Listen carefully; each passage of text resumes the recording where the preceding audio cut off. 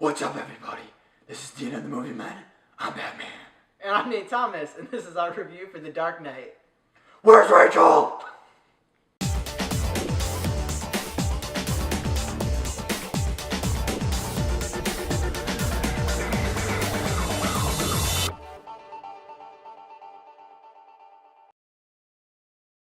Welcome back, movie fans. Today is the 10-year anniversary of The Dark Knight being released, and that is why today we are reviewing The Dark Knight. So today we're not going to go into what it's about because unless you've been under a rock for 10 years, you should pretty much know what this is about, you know? Yeah, and if you haven't seen the movie yet in the past 10 years, definitely go check it out. Please go see it. One of the best movies ever. Some would argue the best superhero film ever made. Yeah, actually, it is the highest rated superhero On film Yes, on IMDb. Yes. And today we are about to decide whether that is true or not by reviewing it. So Nate, the strongest part of this film, I would have to say, is the acting in this film. Easily, and it's easily one person in it, which is Heath Ledger. Yes. You know, he got the Oscar nomination in 2009 for this movie for Best Supporting Actor. And he won it too. He won it too. That's what I say, he got it. You said he nominated it. Oh, well, he was nominated and won it. So yeah. So, and his performance is literally, I would consider it the best performance I have ever seen in cinema. Everything they did prepping to become the Joker, he had to stand up against Jack Nicholson's performance of the Joker in the old original Batman, and his performance was great, and that's why people argue whether Jack Nicholson or Heath Ledger's Joker is better. I personally think Heath Ledger's is Joker. I easily think that Heath Ledger's Joker is better. It's just a more natural Joker. Like he's definitely like just spot on Joker. Like he was born to play the Joker in this role, and that's why like no other Joker. Sorry, Jared Leto. Don't be sorry. You did okay. No. Yeah. We'll get into this some other time. Yeah. But yeah.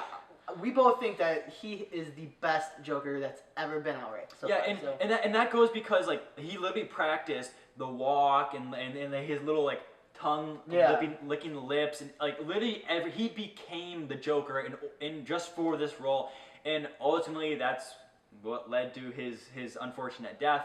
But his performance is impeccable. We have literally never seen any other performance like that.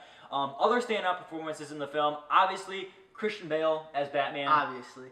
One of the best Batmans my personal favorite Batman. I love Michael Keaton. You can fight me on this. I love Michael Keaton, but in my opinion, I think Christian Bale is the embodiment of Bruce Wayne. And that's your opinion. Maybe we'll get into that one day too. I'm not sure yet. Potentially. But other than that, all the other actors, Morgan Freeman, he's in it. Oh, he's great as Lucius Fox. But other than that, all the acting is great. This movie, one of the flaws in this movie is that it's long. Yeah, we actually just watched this movie in order to prepare for this video, and it has a runtime of 2 hours and 32 minutes. And you know, we've seen it a lot of times. I've at least seen it 10 times. You probably like 30. Easily 30. So, you know, the more you watch it, or the more amount of times you watch it, the longer it does feel. I mean, obviously you know what's gonna go, like what's happening and stuff, but it does feel like a long movie. Like everything kind of just, you know, it drags on a little bit. You're waiting for each of the famous scenes. Yeah, pretty much. Go ahead. Well, so this movie is just known, like it's so famous for its iconic scenes. Like there's too many scenes in this movie to name them all right now. So like and you just wait for those, like you know when they're coming, and you just wait for those just so you're able to watch it. Yeah. So yeah, that does make it feel a little. I mean, because when I was watching it, I was waiting for the interrogation scene because the interrogation scene with the Joker and Batman is definitely in my top 5 movie scenes of all time. The charisma between Christian Bale and Heath Ledger. Is just impeccable. Some of the best chemistry between two actors in any film. Then after that scene, I'm looking forward to the final boat scene when it's like Oh, super yeah. tense. The first time I watched this film, I remembered because I record this on TV, so I had ads, and so I recorded them and I remember fast forwarding it just to get to the next part because I was so entranced by what Christopher Nolan did with the character of Batman and the villain of the Joker. Everything about this movie is pretty much amazing. Except obviously for the runtime, it does feel a little bit long. But the more you watch it, it is one of the most rewatchable films. Yeah, no, it definitely is one of the most rewatchable, and I think it's because of like the amazing script and everything. Because Yes. the writers, I mean, Christopher Nolan and his brother, along with another writer whose name I can't think of right now. Whoever you are, thank you for writing this film.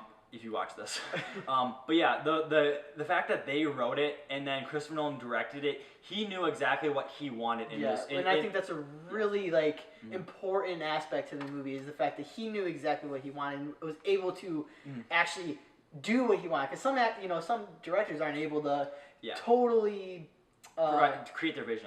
Totally create their vision, and he was able to do this throughout the entire film, which was great. And that's mostly in part because it's his Batman trilogy, and so I don't know if he wrote Batman Begins and The Dark Knight Rises. I didn't look that up before that. I don't think he wrote Batman Begins, but maybe Rises. But it is his trilogy, and because it's his style and the cinematography that he uses. I don't know if the same cinematographer was used in all three movies, but all movies look the same except for Batman Begins, it does look a little bit dated. It's a little dated, but I think it's just because it was like the first. It was a trial. It was basically the trial run for this trilogy. Mm-hmm. So, yeah. Yeah, and so one of we mentioned one of the Oscars that won for Best Supporting Actor. It also won for Best Sound Editing, and that goes like. It's amazing. You have car chases, you have guns, you have explosions, you have helicopters, you have Hans Zimmer's amazing score. I literally, whenever I'm doing homework, I literally listen to this score while doing homework because it's so epic. Yeah, and what sound editing is basically just it's the putting together of the sounds within the film, and then there's sound mixing, which they also got nominated, but sadly didn't win. Mm-hmm. For actually creating the sounds using different techniques. Yes. Yeah, and so and that's just another one of the aspects in where it shines. And not many people appreciate a good sound mix, but sound is one of the most important parts of a film because without sound, you can't really hear. If you have crappy audio, you won't want to watch the movie. Exactly, and it just it creates all the emotion in it. So that's another reason the film is just epic. Yeah, exactly. Other than that, this film is. I would definitely say that it's the best the best superhero movie of all time. It's I think third in my top movie list. I haven't really. It's at least top 5. I'm not even gonna begin to go into my top movie list because I don't even know it. There's just so many good movies out there that's really hard. And one of the other problems that I want to bring up with this film is that because it is long. It's long because there's a lot. It's very complex and it's very dense. One of the things that I didn't like or care for and kind of just want to brush over is like the interactions with the Joker and the Chinese dude and like the mobsters. Everything with like that in China, even in the going to Hong Kong with Morgan Freeman. A lot of that just like kind of goes over my head because I don't really care about it that much, even though it's literally so essential to the film. I mean, would you agree that's? Yeah, I mean the mobsters and everything, like with the mob, the Falcone. No, it's Maroni. With the Maroni family and stuff. That I don't really mind that, but with the China aspect, like Hong Kong guy, that part I don't really care for. It does create a cool scene with. Christian Bale like standing on top of the plane goes over and he gets like that's really it does create that like really cool part, but other than that it's I don't know, it's okay. Yeah, that part's all right. I mean, so like there's only really 2 bigger issues with this film. Also, one I really don't like. I don't like his voice, the Batman voice. I know you love it. but I don't know. I definitely don't love it. I don't mind it. People, I don't understand people who go he does sound like he's gargling marbles. I'll give him that, but I don't mind it. He's hiding his voice. I don't know. It's. I'm not okay. I'm not gonna. I'm just gonna say I don't really like that part, but what would you rate this film as a whole? As a whole, I'm gonna rate it a 4.6 out of 5. Okay. I really love the film. Besides like the very very very few aspects that we brought up, but it's just a movie that I can watch any time of the day. It doesn't matter like if it's in between a class or anything. Like I can just put on this movie and watch it. Like it does not matter. But how about you? I would rate this film a 4.7. Like you said, you can pop this movie in whenever. Sometimes I just use it for background noise, and when a scene comes on that I love, I'm like, okay, break time from studying. Let's go. Let's watch this film. Just because it's so good. The rewatchable factor is amazing. The script, the dialogue, the acting, the visual effects, everything about this movie is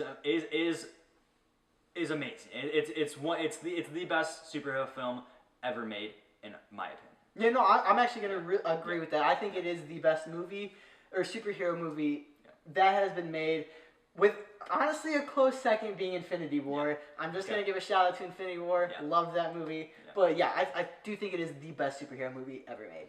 Alright guys, that's it. That's our review for The Dark Knight. If you guys like this video, please hit that thumbs up button down below. It actually does make a difference. It lets us know that you guys out there like what we do in here. And also, you guys have probably seen the film, so if you guys have seen the film, by any chance, if you guys have seen this film, it's not that popular.